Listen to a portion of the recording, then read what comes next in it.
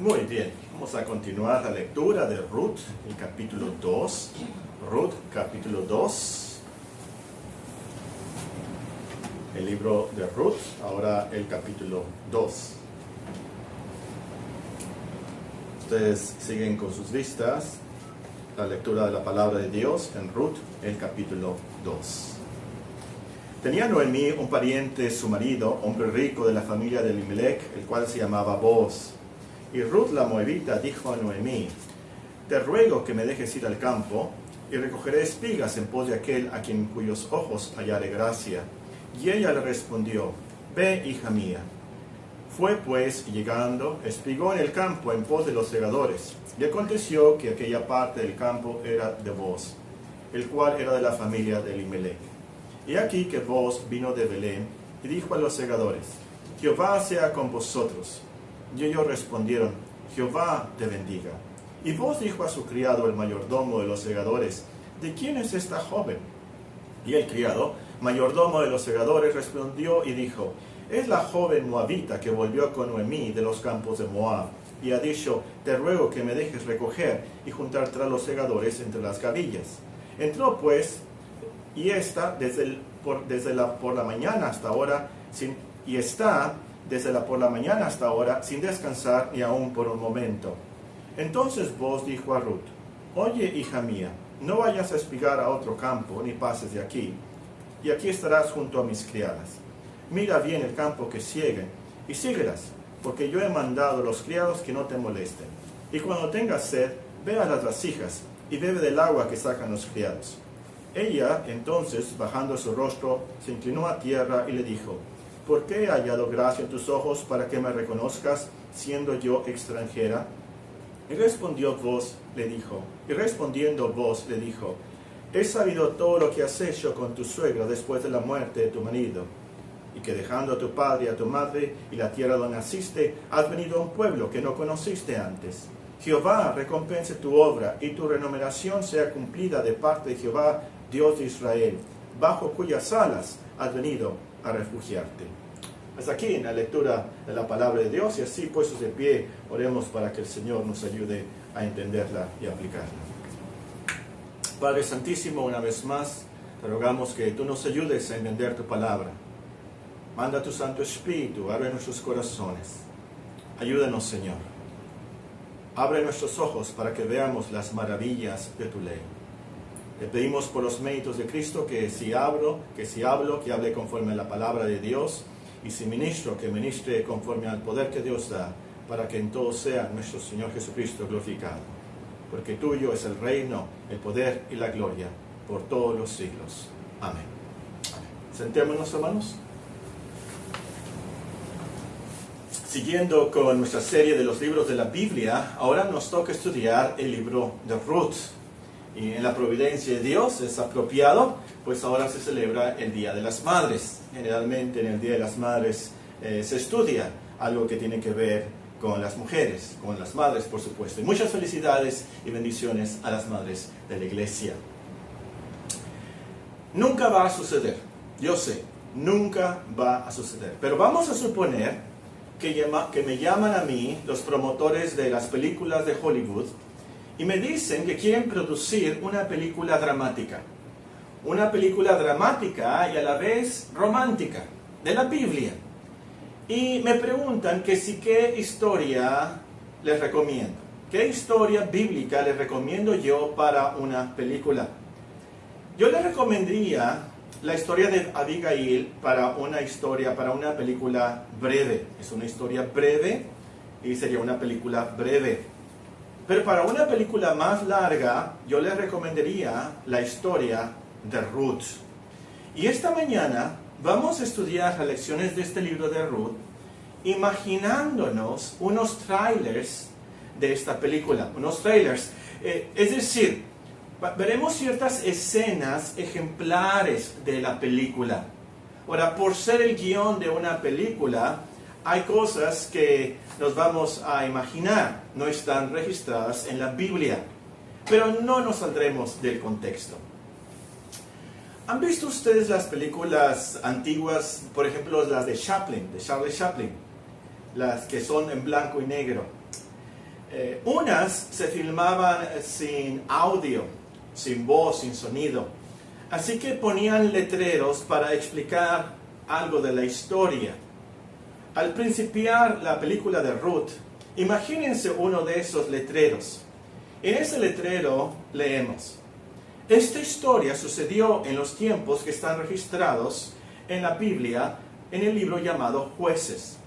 La familia de un hombre llamado Elimelech se había ido de Israel a vivir a otro país llamado Moab. Se habían mudado porque había una gran hambre, una sequía. Entonces se mudaron a Moab. La esposa de Elimelech se llamaba Noemí y sus hijos Malón y Kelión. Después que llegaron a Moab, los hijos se casaron con unas mujeres moabitas. Bueno, después del letrero aparece la primera escena y es la más dramática. Imagínense, 3 mujeres están llorando y llorando mucho, así como las mujeres del Medio Oriente lloran en un funeral, mucho llorando y gimiendo. Están delante de una tumba, la tumba de Kelión. Después de unos minutos, lloran ahora ante otra tumba. Imagínense entonces a Noemí caminando, esas 3 mujeres caminando lentamente hacia la tumba de Malón. Y luego Noemí camina a otra tumba que está cerca. Es la tumba de Elimelech, su marido. Y allí se escucha a Noemí llorando y sollozando más. Las 3 mujeres, 3 viudas. Ahora Noemí, esposa de Elimelech, Orfa, esposa de Kelión, y Ruth, esposa de Malón. Llore y llore y llore. Pero después de un tiempo en el cementerio, las mujeres van caminando y Noemí les dice que tiene planes para volver a Israel. Escuchó que Dios había visitado a su pueblo, había tenido misericordia del pueblo y la economía ha mejorado en Israel, en Belén, y no hay hambre como antes, entonces ha decidido volver a Israel. Noemí les dice a sus nueras que se queden en Moab, ahí están sus familias. Pero las 2 nueras le responden que se irán con ella a Israel. Pasa un tiempo y luego Noemí habla con ella sobre los planes una vez más. Y les dice: ustedes si vuelven conmigo a Israel no tienen futuro. No tengo otros hijos. Y aun si me volviera a casar y tuviera hijos, ustedes no iban a esperarlos a que crecieran para poder casarse con ellos. Eso convence a Orfa. Pero Ruth siguió con su suegra y le dijo esas famosas palabras que se usan en muchas de las invitaciones a boda, aún en nuestros días. Ruth le dice a Noemí: donde quiera que tú fueres, iré yo, y donde quiera que vivieres, viviré. Tu pueblo será mi pueblo, y tu Dios mi Dios. Donde tú murieres, moriré yo, y allí seré sepultada. Así me haga Jehová, y aún me añada, que solo la muerte hará separación entre nosotras 2. Bueno, al final de esa escena, las mujeres llegan a unos campos cerca del pueblo de Noemí. Imagínense, los que son de aquí de Sonora, los de Hermosillo, imagínense que vamos llegando a la calle 12, hay unos campos ahí cerca de ahí, y así va llegando Noemí a los campos cerca de Belén, de Judea. En los campos están segando cebada. Algunos de los segadores creen reconocer a Noemí, así que la saludan de lejos. Y luego llegan al pueblo de Belén. Y ahí otros comienzan a reconocer a Noemí, pero no están seguros, pues no ven a su esposo, Elimelech, y sus hijos no están con ella. Y decían: ¿es esta Noemí? Cuando Noemí los escuchó, ella le respondió: no me llamen Noemí, llámenme Mara. Noemí significa placentera, Mara significa amarga. Bueno, ¿qué lección podemos aprender de esta primera escena? Bueno, esta escena nos enseña una de las lecciones más importantes de toda la Biblia. Noten el versículo 6. Ruth, capítulo 1 y el versículo 6. Entonces se levantó con sus nueras, es decir, Noemí, se levantó con sus nueras y regresó de los campos de Moab, porque oyó en el campo de Moab que Jehová había visitado a su pueblo para darles pan. Ahora vean el versículo 9. Os conceda Jehová que halléis descanso. Ven el versículo 13. ¿Habíais vosotras de esperaros hasta que fuesen grandes? ¿Habíais de quedaros sin casar por amor a ellos? No, hijas mías, que mayor amargura tengo yo que vosotras, pues la mano de Jehová ha salido contra mí. Y el versículo 20. Y ella le respondía, no me llaméis Noemí, sino llamadme Mara, porque en grande amargura me ha puesto el Todopoderoso. Yo me fui llena, pero Jehová me ha vuelto con las manos vacías. ¿Por qué me llamaréis Noemí? Ya que Jehová ha dado testimonio contra mí y el Todopoderoso me ha afligido. Y la lección es clara. Dios está en control de todo. Todo se hace conforme a su voluntad. Lo bueno o lo malo es gobernado por Dios. Aún la muerte de Elimelech, la muerte de los hijos de Noemí, Kelión y Malón. Los que apuntan pueden escribir aquí, Lamentaciones 3:38, donde específicamente nos dice, es de la mano de Dios que sale lo bueno o lo malo. Todo sucede bajo la voluntad de Dios. También la lección es clara entonces. Dios está en control de todo. A lo último, el protagonista de la historia de este libro no es Ruth, ni tampoco Noemí, ni tampoco vos. Dios es el protagonista principal. Dios es el que quita el pan. Dios es el que permite la muerte. Dios es el que da el pan. Dios es el que guía a Noemí. Dios es el que la hace volver a Belén. Dios es el que su buena voluntad le dio a Ruth el querer irse con su suegra y no se lo dio a Orfa. Es por Dios. Para esta lección nos da mucha esperanza, mucha motivación, mucha paz, especialmente en este tiempo de pandemia. Hace unos días leí un artículo sobre las diferentes posibles causas por las cuales en algunos países, en algunas ciudades, el virus ha causado más contagios y más muertes. Es uno de los misterios de este virus, porque en ciertos lugares hay más muertes y porque en ciertos lugares se contagian más la gente. Entre las causas que han enumerado y enlistaron, dijeron, es por la genética. Otros dicen por las vacunas previas. Otros dicen que por la misma cultura, la edad, etc. Al terminar de leer el artículo, y era bastante largo, pensé, se olvidaron de lo principal. Se olvidaron de la providencia de Dios. Dios es el que está en control de esto. El cristiano tiene mucha paz, tiene mucho consuelo, mucha esperanza, reconociendo que estamos en las manos de Dios. Tú estás donde estás por Dios. No, esto del virus. El diablo no lo controla. La suerte no lo controla. Dios guía todo perfectamente en todo el mundo, en todas las vidas de todos los humanos. Así tan grande y soberano es nuestro Dios. Bueno, por supuesto, a veces no entendemos las cosas malas que nos pasan. Tal vez las vemos como una tragedia. Pero no olvidemos el final. No olvidemos el final. Para mí, el mejor ejemplo de esto, que a veces no entendemos las cosas que nos pasan y las vemos como una tragedia, es la misma cruz de nuestro Señor Jesucristo. ¿Se imaginan los discípulos? ¿Se imaginan la Virgen María? ¿Qué pensaron cuando vieron que los romanos crucificaron a nuestro Señor Jesucristo? ¡Qué tragedia! ¿Cómo es posible que Dios lo permita? Tragedias. Pero no olvidemos el final. Al final, Dios nos muestra que es muy misericordioso y muy compasivo. Los que notan pueden escribir ahí, Santiago capítulo 5 y el versículo 11. Muy bien. La segunda escena de la película es filmada en unos campos de cebada cerca de Belén. Está en nuestra imaginación, por supuesto. Imagínense, es el segundo tráiler, no sé cómo dicen en español, una escena ejemplar de la película. y es filmada en los campos de cebada. En los antiguos tiempos, y conforme a los mandamientos de Dios, había en Israel la costumbre que los pobres podían ir a recoger espigas de cualquier campo. Las espigas sobrantes, las espigas que habían dejado tiradas ahí los trabajadores.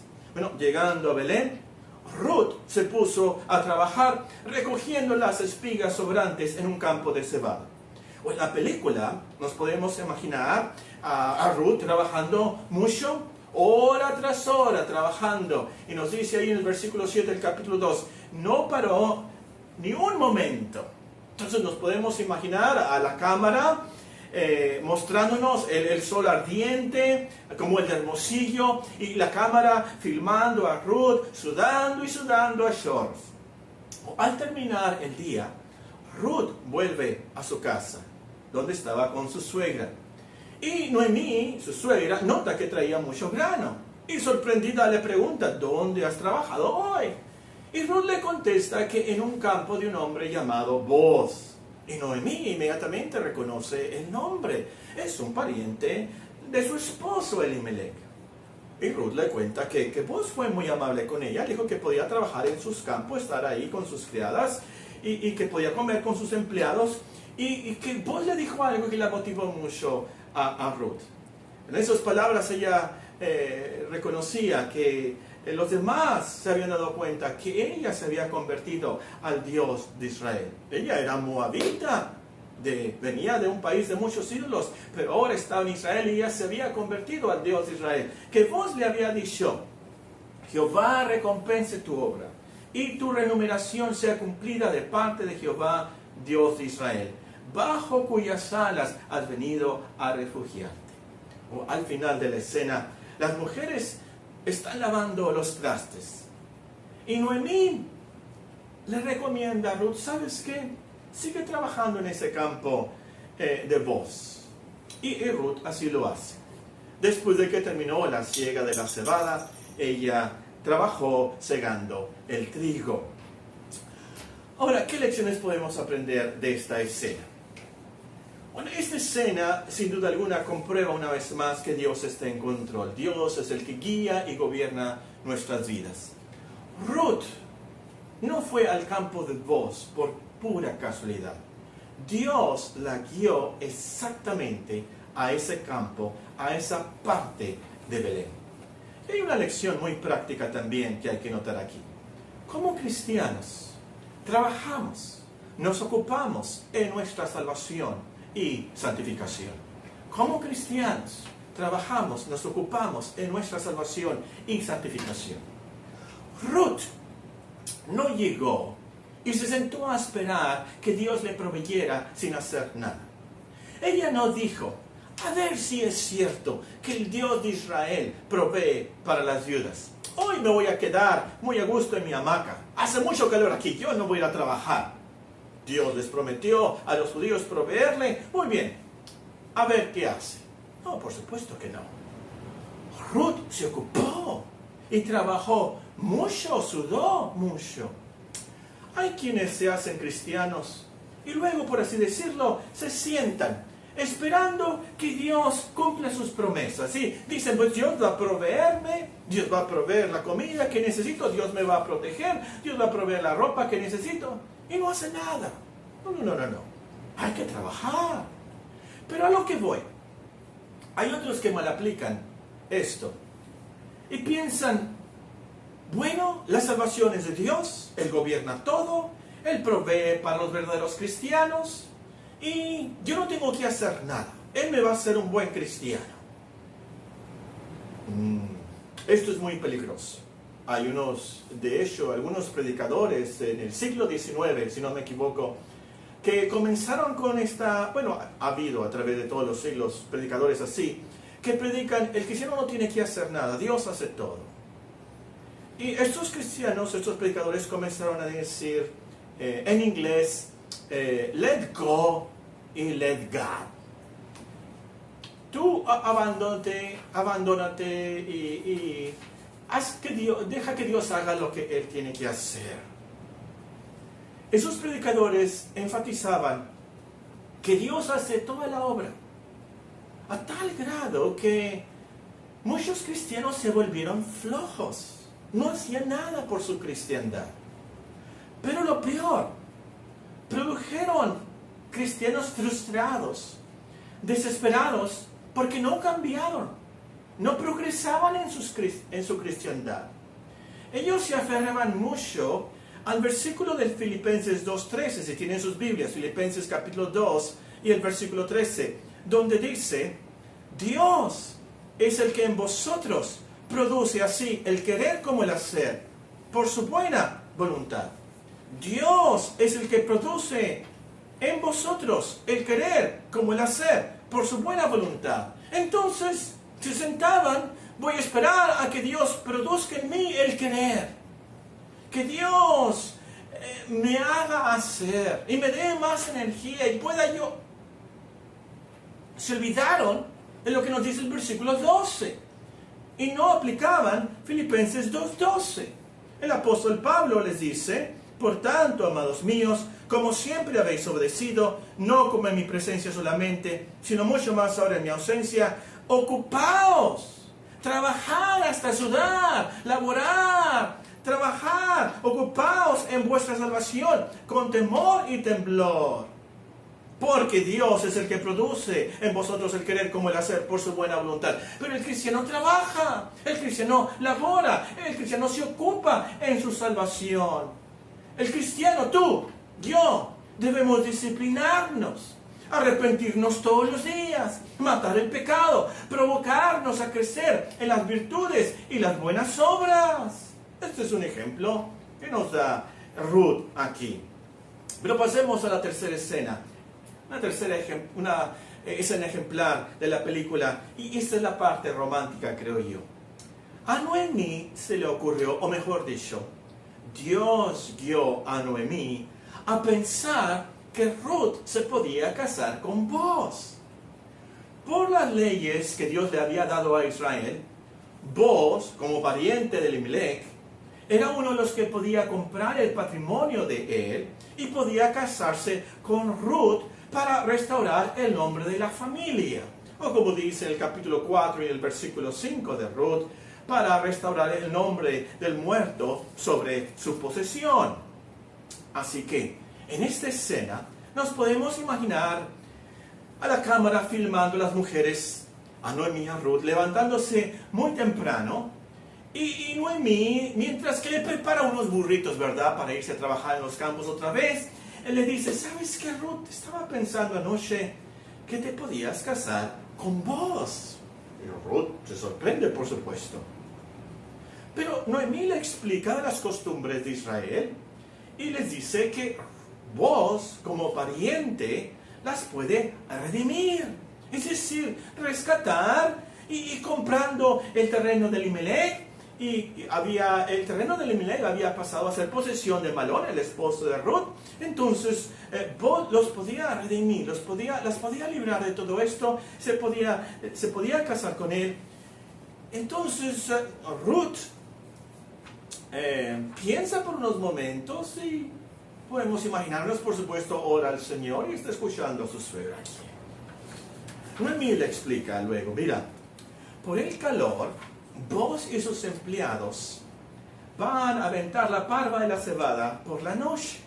Así filtraban el grano de las espigas en ese tiempo. Machacaban la espiga y luego la aventaban al aire y por supuesto el grano por el peso caía al suelo y el tamo era llevado por el viento y juntaban así el grano.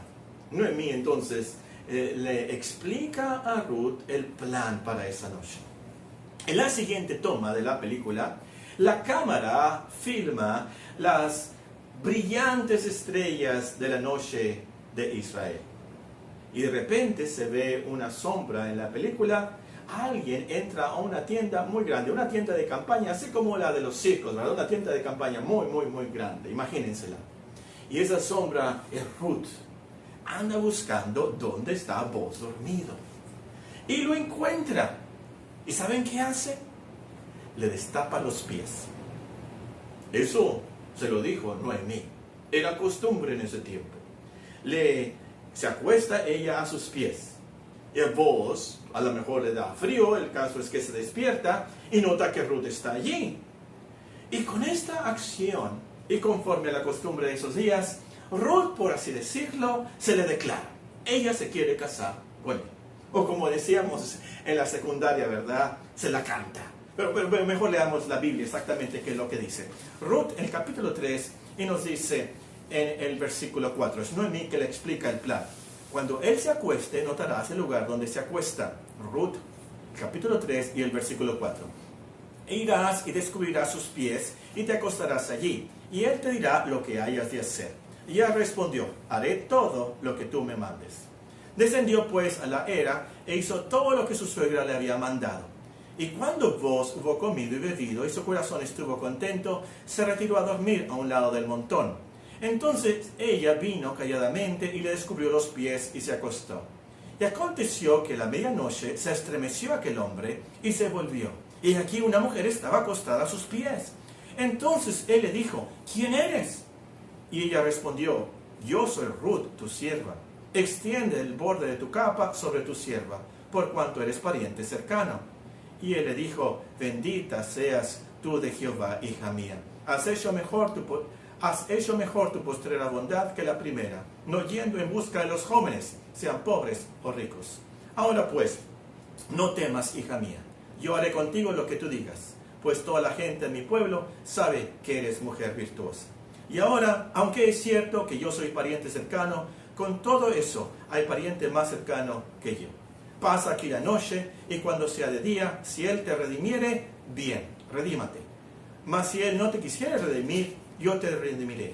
Vive Jehová. Descansa pues hasta la mañana. Ruth estaba dispuesta a ser su esposa. Y Boaz, muy contento por supuesto, le respondió, voy a ver si los puedo redimir. Hay otra persona que a lo mejor los quiera redimir. Pero al final de la escena, nos podemos imaginar a Ruth contándole a Noemí cómo le fue. Noemí, ¿verdad? Estaba muy emocionada, quería saber cómo le fue. Me imagino que no durmió toda la noche esperándola. Y llegó Ruth y le enseñó a Noemí las 6 medidas de cebada que Dios le había dado a Boaz. Y como Boaz le dijo, ¿verdad? Para que no fuera con las manos vacías con su suegra. Noemí entonces, muy contenta, le dice a Ruth, espérate entonces, hija mía, hasta que sepas cómo se resuelve el asunto. Porque aquel hombre, le dice Noemí a Ruth, como dice en el versículo 18, ¿verdad? Exactamente. Aquel hombre, Boaz, no descansará hasta que concluya el asunto hoy. Y así fue. Boaz luego concluyó el asunto. La siguiente toma de la cámara entonces es en la entrada del pueblo de Belén.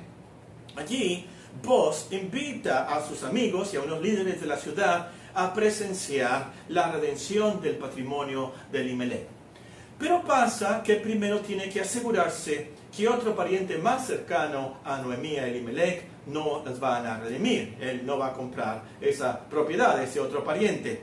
Y hay algo de drama aquí, porque el otro pariente dice que sí quiere comprar, sí quiere redimir, sí quiere adquirir el terreno de Elimelech. Entonces nos podemos imaginar, ¿verdad?, la sorpresa de Boaz y la cara compungida de Boaz. El otro pariente se va a quedar con Ruth. Pero luego el pariente, el fulano, así se le dice, ¿verdad?, en el versículo 1 del capítulo 4, el fulano se da cuenta que al redimir el terreno de Elimelech, tiene que casarse con Ruth para restaurar el nombre del difunto sobre su posesión, como dice la Biblia. Entonces él piensa y no le conviene. Eso, a lo último, pensó, dañaría su heredad. Así que Boaz sí puede redimir el patrimonio de Elimelech y se puede casar con Ruth, la moabita. Se casó y los líderes entonces atestiguaron ahí la redención y cómo hicieron el contrato. Y ustedes pueden leer, es muy interesante. En ese tiempo no había notarios públicos, no había escrituras. lo que hacían, se quitaban el zapato y se lo daban a la otra persona. Bueno, ustedes pueden leer la historia, se las encargo para esta tarde, les reto que lean estos 4 capítulos breves de Ruth, para que sepan exactamente lo que no estaba en la película, y lo mejor, lo que está en la Biblia. Bueno, el caso es que esos ancianos, esos líderes que atestiguaron el contrato, le dijeron a vos, nos dice el capítulo 4 y el versículo 11, dijeron todos los del pueblo que estaban a la puerta con los ancianos, testigos somos. Jehová haga a la mujer que entra en tu casa como a Raquel y a Lea, las cuales edificaron la casa de Israel. Y tú seas ilustre en Efrata y seas de renombre en Belén. Y sea tu casa como la casa de Farés, el que Tamar dio a luz a Judá, por la descendencia que de esa joven te dé Jehová. Luego nos dice el versículo 13, vos pues tomó a Ruth, y ella fue su mujer, y se llegó a ella, y Jehová le dio que concibiese y diese a luz un hijo. ¿Para qué lección podemos aprender de esta escena? Esta escena tiene una lección profética. La palabra que más se repite en estos pasajes es la palabra redimir. ¿Notaron eso, por ejemplo, en el capítulo 3 y el versículo 13? No sé cuántas veces se repite. Pasa aquí la noche, le dijo vos a Ruth, y cuando sea de día, si él te redimiere, es decir, el pariente más cercano, el fulano, bien, redímate. Mas si él no te quisiera redimir, yo te redimiré, vive Jehová. Descansa pues hasta la mañana. Y así en la historia vemos en el capítulo 4, en esa primera porción, por supuesto, la palabra que más se repite es esto de redimir. La costumbre del pariente que redimía era algo que Dios había instituido. No era una costumbre del Medio Oriente. El pariente rescataba a los necesitados, a la esposa o el terreno por cierto precio. Y fue una costumbre instituida por Dios para representar la gran redención de Cristo. Que Él pagó el precio de nuestro rescate para salvarnos a nosotros. Y esa es la lección que se profetiza aquí. Dios ha provisto un redentor. Dios ha provisto nuestra redención por Cristo. En Efesios se nos dice en el capítulo 1, en amor, Dios, en amor, habiéndonos predestinado para ser adoptados hijos suyos por medio de Jesucristo, según el puro afecto de su voluntad, para la alabanza de la gloria de su gracia, con la cual nos hizo aceptos en el amado, en quien tenemos redención por su sangre, el perdón de pecados, según las riquezas de su gracia. Esa es la gran lección aquí, la redención por medio de Cristo. Pero vayamos a la última escena de la película, donde nos encontramos la razón principal por la cual se escribió este libro de Ruth. La cámara se enfoca en Noemí. Noemí está pasando a sus vecinas a su casa para que vean a su nieto. Ella estaba muy orgulloso de su nieto. Las vecinas le dicen a Noemí, o mejor dicho, le profetizaron a Noemí: loado sea Jehová, que hizo que no te faltase hoy pariente, cuyo nombre será celebrado en Israel, el cual será restaurador de tu alma y sustentará tu vejez. Y las vecinas llamaron al bebé Obed. A lo último de la película, sale otro letrero donde leemos: Obed, es padre de Isaí, padre de David. Estas son las generaciones de Farés. Farés engendró a Esrom, Esrom engendró a Ram, Ram engendró a Aminadab, Aminadab engendró a Nazón, Nazón engendró a Salmón, Salmón engendró a Boz, y Boz engendró a Obed. Obed engendró a Isaí, e Isaí engendró a David.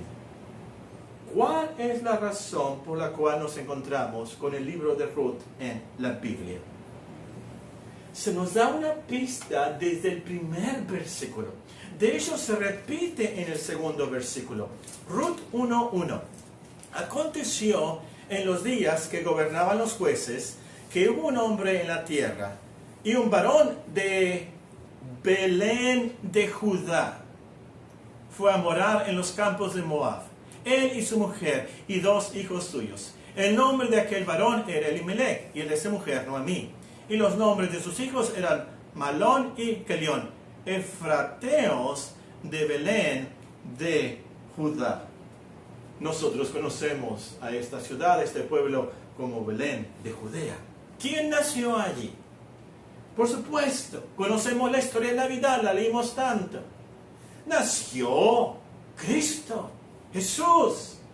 David y el gran hijo de David, entonces, es el tema de Ruth. Es por eso que tenemos este libro, por el gran hijo de David, nuestro Señor Jesucristo. Es por eso que Noemí tenía que regresar a Belén de Judea. Por eso Dios la guió de vuelta a Belén de Judea. Es por eso que la Virgen María tenía que regresar a Belén de Judea. Cristo tenía que nacer en ese pueblo. Cristo tenía que nacer de ese linaje. Cristo tenía que nacer de esa nación. Y es por eso que leemos en Mateo 1:1. Mateo capítulo 1 y versículo 1. Libro de la genealogía de Jesucristo, hijo de David, hijo de Abraham. Abraham engendró a Isaac, Isaac a Jacob, Jacob a Judá y a sus hermanos. Judá engendró de Tamar a Farés, a Sara, Farés a Esrom y Esrom a Aram. Aram engendró a Aminadab a Nazón y Nazón a Salmón. Salmón engendró de Rahab a Boz. Boz engendró de Ruth a Obed y Obed a Isaí. Isaí engendró al rey David. Y ustedes pueden continuar. Y la Virgen María engendró a nuestro Señor Jesucristo. Es por eso que tenemos el libro de Ruth. Esa es la gran lección de este libro. Dios gobierna la historia. Dios cumple sus promesas. Cristo nacería en Belén de Judá. Cristo, la salvación de Dios, nacería en ese pueblo como hijo de Abraham, hijo de David. Tenía que ser así por la promesa de Dios.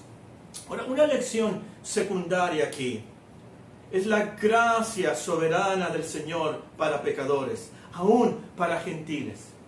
Ruth no era del pueblo de Israel. Ruth era una moabita, pero Dios tuvo compasión de ella. Él la trajo bajo sus alas. Y de uno de sus descendientes nació el Cristo de Dios. ¡Qué gran bendición! La salvación por la gracia soberana de Dios para cualquier pecador de todo el mundo, de los peores, de los gentiles. ¿Quién te puedes incluir tú? Quien quiera que seas. Dios salva a pecadores por pura gracia. Y otra aplicación personal de esta última escena. Obed, que es el abuelito de David, del rey David, no sé si ustedes lo habían pensado, pero Obed fue padre de Isaí, Isaí fue padre de David, quiere decir que Obed fue el abuelito del rey David. Y nos podemos imaginar que a David muchas veces fue a la casa de su abuelito, ¿verdad? Y le decía, cuéntame de Ruth, cuéntame otra vez cuéntame la historia. Ahora, Obed, de verdad, fue un restaurador del alma de Noemí. Las vecinas de Noemí es lo que le dijeron. Loado sea Jehová, que hizo que no te faltase hoy pariente, cuyo nombre será celebrado en Israel, el cual será restaurador de tu alma. En Ruth, capítulo 4, pueden ustedes leer, subrayar esas palabras en el versículo 15. Restaurador de tu alma. A lo último, Noemí, que había sufrido tanto que quería cambiarse su nombre a amarga, a lo último, Noemí de verdad es Noemí. Dios restauró su alma. La consoló mostrándole su gran salvación. Y esa es la pregunta con la cual quiero terminar el sermón. ¿Ha restaurado Dios tu alma? ¿Ha restaurado Dios tu alma? Él lo puede hacer por Cristo. Esta es una profecía del gran restaurador de alma. ¿Necesita tu alma ser restaurada por algún pecado? Algo que pasó en tu niñez, un trauma, algo que pasó, una tragedia que pasó, un gran pecado que pasó en tu juventud o como adulto. Arrepiéntete, corre a Cristo, cree en Él, aférrate a sus promesas del Evangelio. Él pagó por todos nuestros pecados, absolutamente todos, todos. Lo peor que hayas hecho, lo peor. Él puede restaurar tu alma. Pero también necesita tu alma ser restaurada por alguna tristeza. Una gran tristeza. Una gran tragedia en tu vida. Corre a Cristo. Cree sus promesas. Es en Él que podemos hallar descanso para nuestras almas. Él puede restaurar nuestras almas de cualquier tristeza, de cualquier tragedia. Loado sea Jehová, que hizo que no te faltase hoy pariente, cuyo nombre será celebrado en Israel, el cual será restaurador de tu alma. Espero que podamos leer este libro, y es breve, son 4 capítulos, y recordemos al leer la historia, estas lecciones. Lo principal, el protagonista es Dios. Lo principal es Cristo, nuestro gran Redentor.